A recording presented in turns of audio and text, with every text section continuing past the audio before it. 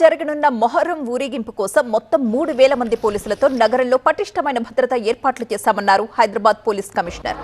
ఊరేగింపు నేపథ్యంలో పలుచోట్ల ట్రాఫిక్ ఆంక్షలు కూడా పెట్టారు. పాత బస్తీలో మధ్యాహ్నం 12 గంటల నుంచి రాత్రి 10 గంటల వరకు ఈ ఆంక్షలు ఉండబోతున్నాయి.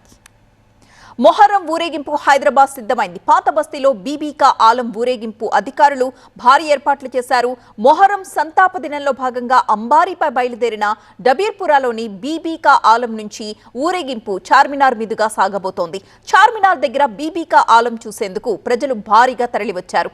ఊరేగింపు డబీర్పురాలోని బీబీకా ఆలం నుండి ప్రారంభమై అలీజా కోట్ల, చార్మినార్, గుల్జార్ హౌస్, పంజేషా, మీరాలం మండి, దారుల్ ఫిఫా మీదుగా సాగి చాదర్ఘాట్లో ముగుస్తుంది. మరింత సమాచారం మా స్పెషల్ కరెస్పాండెంట్ నూర్ మొహమ్మద్ అందిస్తారు.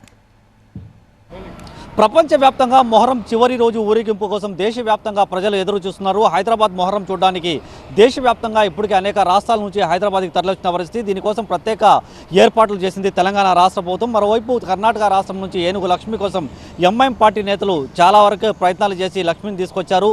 మరి కాసేపట్లో దబీర్పురా బీబీకా ఆలం నుంచి బీబీకా ఆలం ఊరేగింపు కొనసాగనుంది. చార్మినార్, మీరాలం మండి నుంచి చాదర్ఘాట్ వరకు కొనసాగే ఊరేగింపు కోసం వేలాది మంది పోలీసు అధికారులని భారీ భద్రతగా ఏర్పాటు చేస్తున్నట్టు కూడా అధికారులు అయితే చెప్పుకొస్తున్న పరిస్థితి. కెమెరామెన్ యశ్వంత్తో నూర్ మొహమ్మద్, టీవీ 9 హైదరాబాద్.